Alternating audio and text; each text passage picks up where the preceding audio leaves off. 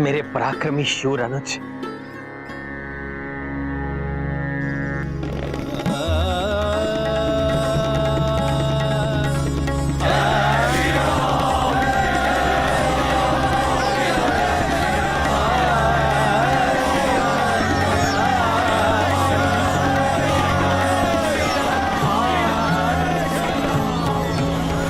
तुम्हें यह जानकर बहुत प्रसन्नता होगी लक्ष्मण कि तुम्हारी भाभी मां जीवित है।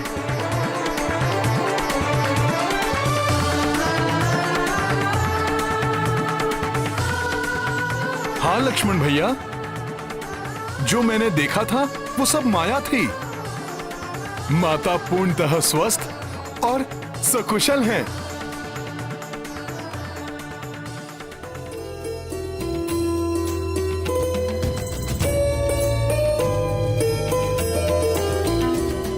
हनुमान, तुमने लक्ष्मण और समस्त सेना के उपचार के लिए जो कठिन कार्य किया है, उसके लिए पुरस्कार स्वरूप मैं तुम्हें पुनः हृदय ही लगा सकता हूं। राम राम राम श्री राम राम राम राम श्री राम राम राम राम श्री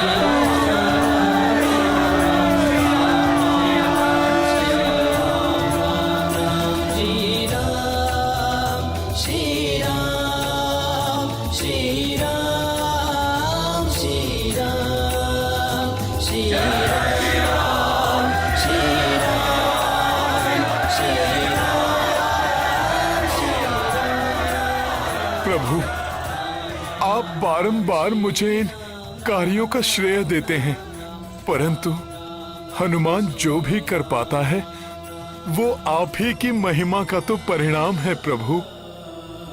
प्रभु, आपकी शक्ति ही हनुमान की शक्ति है प्रभु।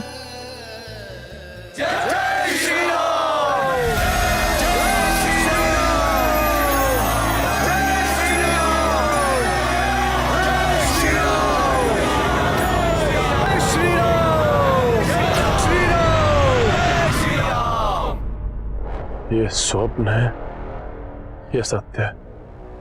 नहीं, स्वप्न ही होगा।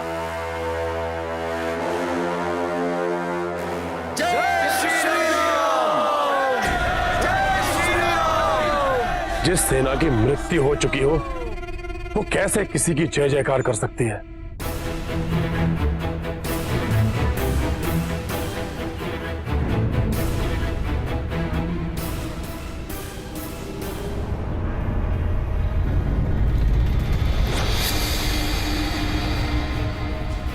इसका अर्थ है काल नेमी असफल हुआ। पिताश्री, मेरे दिव्यास्त्र से कोई कैसे अपनी रक्षा कर सकता है? बड़े विचित्र हैं वो वानर, हर बार बच जाते हैं और प्रत्येक बार हमें पराजित होना पड़ा। कहीं ये तो बस, मूर्खतापूर्ण प्रश्न पूछना बंद करो मेघनाथ। प्रतीत होता है कि तुम्हारे हृदय में भी भय व्याप्त है कि वो वनवासी नारायण तो नहीं, कोई नारायण नहीं है वो। हमारे घर के भेद ही हमारी पराजय का कारण बनते हैं। वो द्रोही विभीषण, जिसने हमारे योद्धाओं के वध का रहस्य बताया, और अब वो द्रोही राजवैद्य सुषेण जो शत्रुओं का उपचार कर रहा है। परंतु पिताश्री, ये सारे वानर हमारे यक्ष योद्धाओं को कंकर पत्थर के भांति अपने मार्ग से हटाए जा रहे हैं और हम उनका कुछ नहीं कर पा रहे। अब हमें हमारी विजय सुनिश्चित करने हैं तो अत्यंत प्रभावी युक्ति अपनानी होगी। इस पर भी मैं विचार कर चुका हूं पुत्र। माता निकुंभला के महायज्ञ से अधिक प्रभावशाली और कुछ नहीं हो सकता। महायज्ञ के पश्चात तुम माता निकुंभला से ऐसी शक्ति प्राप्त कर सकते हो जो माता पार्वती ने कार्तिकेय को दी थी। ऐसी परम शक्ति जो उस वनवासी को ही नहीं, उसकी संपूर्ण सेना को नष्ट कर देगी।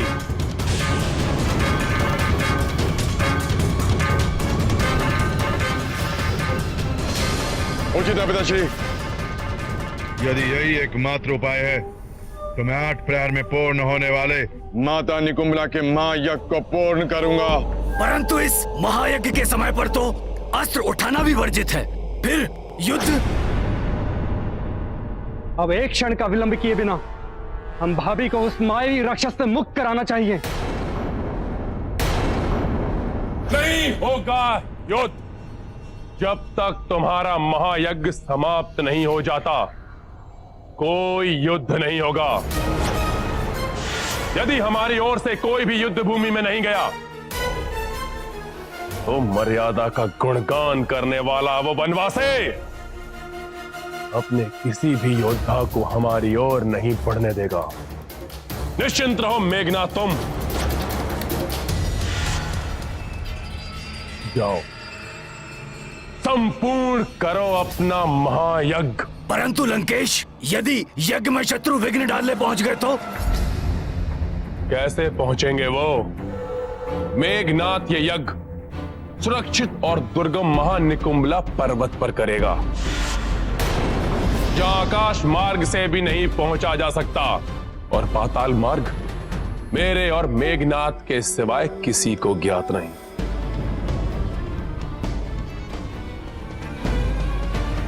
मैं इस महायज्ञ की अतिरिक्त सुरक्षा के लिए अति मायावी, महाशक्तिशाली चतुर्स्तंभ अस्त्रों को नियुक्त करूंगा। परंतु पिताश्री, उन पर तो संपूर्ण लंका टिकी हुई है और इन्होंने तो त्रिकुट पर्वत के तल को थामकर लंका को सुरक्षा प्रदान की है। वर्तमान समय में लंका की सुरक्षा तुम्हारे यज्ञ को सुरक्षित करने से ही होगी, जिसके पूर्ण होते ही तुम अजय बनकर उस वनवासी और उसके अनुज सहित संपूर्ण वानरों का संहार करोगे और इस लंका को संकट से उबारोगे मेरे पुत्र। आप निश्चिंत रहिए पिताश्री, मैं अभी जाकर यज्ञ विधि प्रारंभ करता हूं।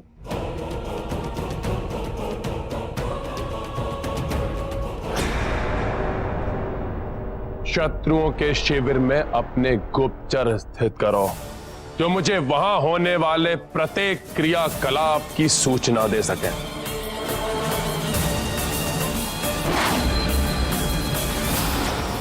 मेरी आशंका के अनुरूप रावण ने कालनेमी को भेजा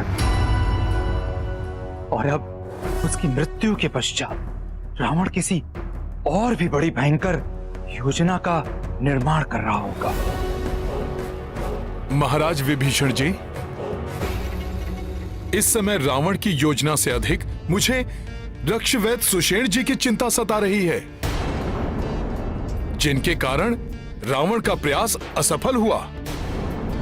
भैया लक्ष्मण और वानर योद्धा पुनः स्वस्थ हुए। यदि ये लंका लौटे तो रावण इनके प्राणों का हनन कर सकता है। तब तो युद्ध के अंत तक उनका हमारी सुरक्षा में ही रहना उचित होगा। आपको शत शत प्रणाम प्रभु। मुझसे जो भी संभव सहायता हो पाएगी मैं आपकी सहायता अवश्य करूंगा।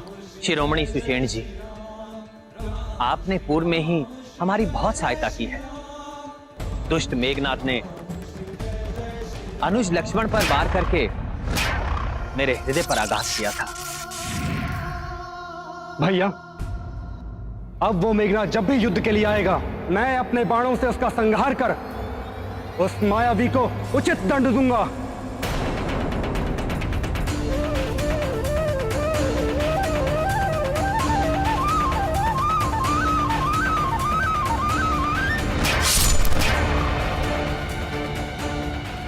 माया के कुचक्र को रचने में मेघनाथ की सहायता करने वाले दुष्ट विद्युत जिह्वा ने माता सीता के मायावी रूप को उत्पन्न कर मुझे भ्रमित करने का दुस्साहस कर मुझसे व्यक्तिगत शत्रुता मोल ली है, जिसके दंड स्वरूप मैं उसका वध करूंगा, मैं उसका वध करूंगा, मैं उसका वध करूंगा।